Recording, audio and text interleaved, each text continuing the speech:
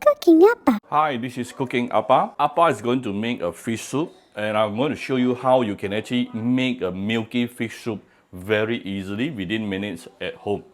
So let's take a look at the ingredient. So first of all, I would suggest you get one or two pieces of smaller fish and get those cheaper ones, because the method I'm using today, you're not going to be able to eat the fish meat at all. You want some fresh fish also. So I actually managed to get two very small siakap fish from Aeon market.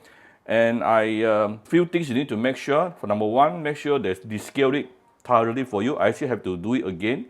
And then make sure you remove the fish kidney, which is the blood stain in the middle here, because that is the source of fishiness.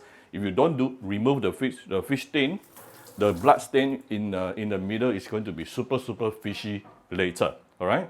So this fish is very small. It only cost me like 750 each. So 15 ringgit for one pot of very milky fish soup. I think definitely worth it. I'm going to add in some veggie. You can use any veggie you like, but I think Chinese cabbage is probably one of the best, because Chinese cabbage itself will give you the natural sweetness. I will probably add in a bit of a tomato.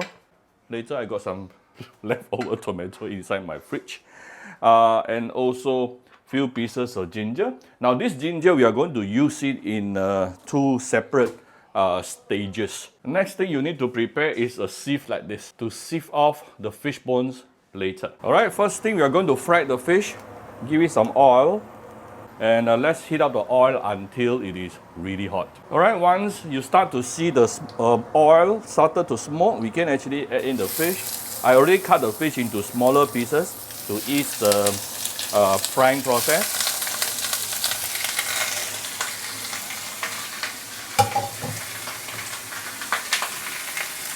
Here we can also add in a bit of ginger, yeah? So this is the first level of adding ginger here. Don't worry about keeping the shape of the fish, because we are going to smash it later.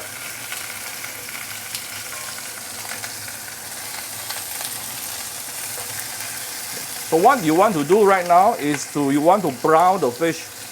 That would actually add the flavor to your soup later. This is after approximately about 1-2 minutes. We can actually flip the fish over. It doesn't really matter whether you manage to keep the fish nicely or not, because we are going to smash it. What we really want in this particular step is to brown the surface of the fish itself. I did not put a lot of oil. If I put a lot more oil, it will not stick like this, okay? So don't worry about it. I'm going to give it another 2 minutes to brown the other side. Then we will probably start smashing the fish. So this is after another 2 minutes. Let's flip the fish again.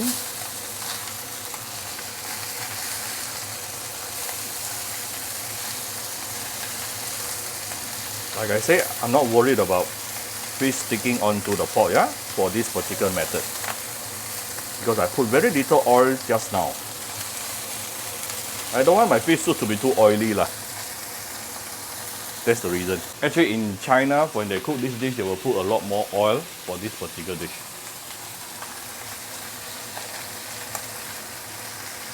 Alright, next thing, which is the fun part, use something heavy and hard. You can actually start smashing the fish. You can smash everything, including the bones. This is the main reason why I'm asking you not to use an expensive fish. If not, you will sure sakit hati one.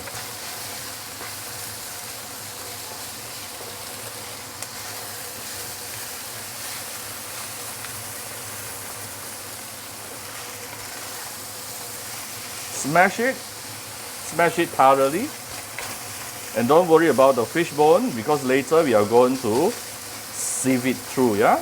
So using this method, you're going to find you will be able to create a milky fish soup very fast without adding any evaporated milk at all.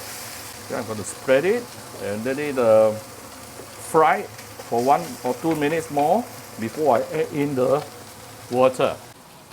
Alright. This is after another 1 or 2 more minutes. You want to scrape the bottom because I want the char. That is where the aroma, fragrance comes from. I want the char at the bottom. And now my fish is basically ready for the next step. So get a pot of hot water if you can and put it in. I never reduce any heat, right? Take note, I'm using medium high heat all the way.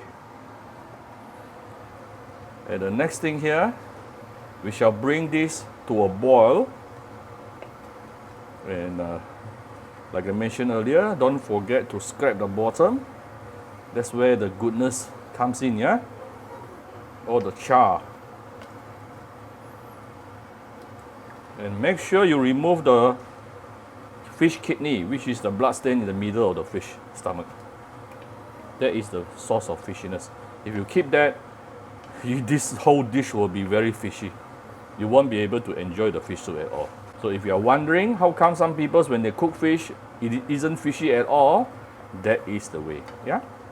Remove the fish kidney thoroughly. Now we shall bring this to a boil, and once it is boiling, we are going to let it boil for at least about 5 minutes before we continue. The next important thing about getting a milky fish soup is that you must make sure it is boiling, right? Not simmer, but boiling. As you can see from here, there is actually one layer of oil, yeah, floating on top. So if you want to reduce the oil, you can actually take it out slowly, yeah. This will help to reduce the oil for the soup.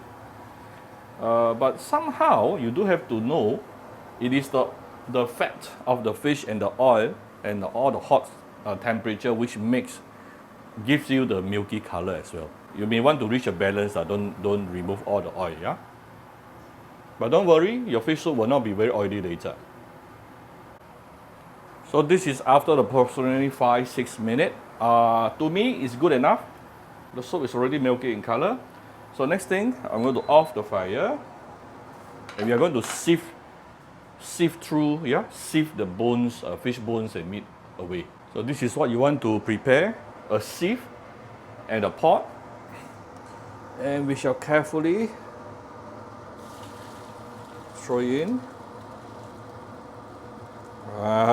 Look at our beautiful milky fish soup, which is created within 10 minutes actually. Right.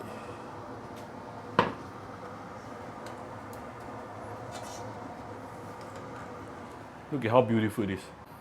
Check out this beautiful fish soup, all done within 10 minutes.